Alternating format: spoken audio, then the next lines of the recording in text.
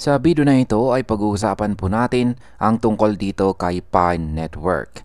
6 na taon na mula nang siya ay ma-launch noong taong 2019 at kahit marami ang nagsasabing mahina ang kanyang galaw, nananatili pa rin siyang buhay dahil sa napakalaking community na umaabot na po sa higit 100 million pioneers. Pero bakit nga ba? Kahit halos wala ng activity sa kanyang mainnet at saka testnet, ay patuloy pa ring umaasa ang mga tao. Kaya yan po ang siyang ating pag-uusapan sa video na ito. Pero bago po tayo magpatuloy, ay pakibasa na lamang po muna ang disclaimer dito po sa ibaba ng ating screen. Yan, simulan po natin sa kung ano po ba ang pangako ni Pine Network noong umpisa. Nang ma-launch itong si Pine Network noong taong 2019 ng mga Stanford graduates na sina Dr. Nicholas Kokkalis at saka Dr. Ching Jiao Fan, ang kanyang pangako ay simple pero malakas ang dating. Yan po ay gawing madali at libre ang crypto mining gamit lang ang smartphone.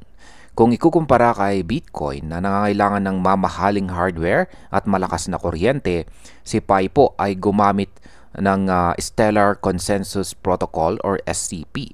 Sa madaling salita, sapat na po ang simpleng pag-open ng app isang beses kada araw para makapagmina. Ang layunin ay gawing inclusive ang crypto para sa lahat. Kahit sino ay pwede pong sumali ng walang gastos. Dahil dito, mabilis pong lumago ang kanyang user base at nagkaroon po siya ng napakalaking community. Kaya sa market impact, ang ganito pong modelo ay nakabuo ng hype, pero dahil wala pong real liquidity, mahirap itong magdala ng long-term price stability. Ngayon ay ano po ang nangyari matapos ang 6 na taon? Ngayon, 6 na taon na ang nakalipas. 6 years na po. At marami ang nagtatanong, nasaan na si Pi Network? Hanggang ngayon ay wala pa rin itong official listing sa mga malalaking exchanges tulad po ng Coinbase at saka Kraken. Ayan, wala ring sapat na liquidity at wala na ring malinaw na real-world utility na pwede pong magpatibay sa kanyang value. Sa unofficial trading, si Pi ay nakikipaglaban sa presyo na 0.34 na isang support. Maraming analyst ang nagbababala na kapag nabasag pa ito, pwede po siyang bumagsak sa mas mababang presyo na magiging masakit para sa mga pioneers na matagal na pong umaasa. Kaya sa market impact, kapag bumagsak po ang presyo sa unofficial trading, mawawala ang tiwala ng mga bagong investors at maaari pong mahirapan ang project na ma-attract or makapag-attract ng fresh liquidity.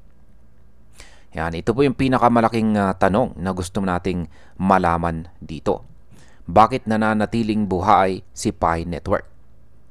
Kung titingnan po natin, wala halos galaw si Pi sa kanyang mainnet at saka testnet. Ang kanyang tinatawag na enclosed mainnet phase ay nagbigay po ng limitasyon dahil hindi pwedeng ilabas at i-trade ang coins sa mga external exchanges. Pero kahit ganito, nananatiling buhay si Pi dahil sa 3 malalakas na mga factors or mga bagay na ito.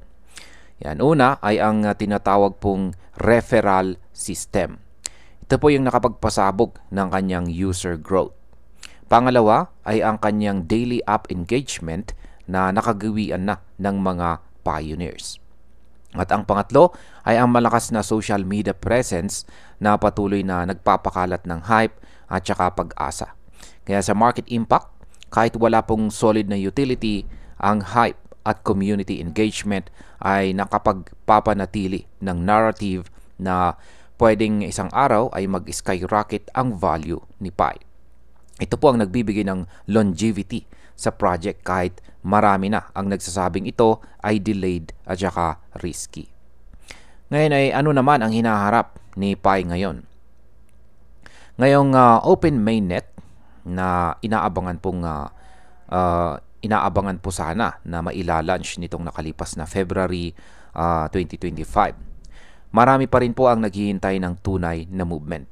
Pero habang walang official exchange listing, mananatiling nasa gray zone pa rin itong si Pi.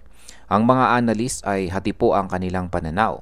May ilan na naniniwala, may ilan po na naniniwala na kung makahanap po ng partnerships at saka real world adoption itong si Pi Network, pwede po siyang sumabog.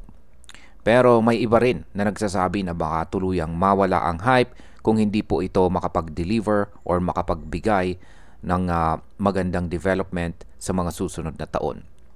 Kaya sa market impact, kung makakuha po si Pi ng official listings at saka partnerships, pwede pong mag-trigger ito ng price rally. Pero kung patuloy po ang delay, posibleng magsagawa ang community at posible pong magsawa ang community at unti-unting humina ang kanyang suporta. Bilang panghuli, para po sa akin, si Pi Network ay parang isang pangarap na matagal nang hinihintay na maging realidad or katotohanan. Ang lakas ng kanyang community ay ang tunay na dahilan kung bakit buhay pa siya hanggang ngayon. Pero sa crypto, hindi po sapat ang hype at community lamang.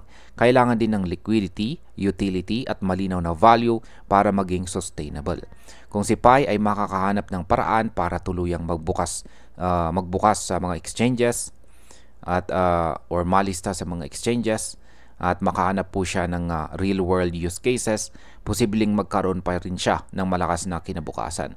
Pero habang wala pa ito, ang kanyang journey or paglalakbay ay mananatiling isang malaking tanong dito sa crypto space. At ayan, hanggang dito na lamang po tayo sa video na ito mga ka-crypto. Marami pong salamat sa panonood. Ingat po tayo lagi at God bless po sa ating lahat.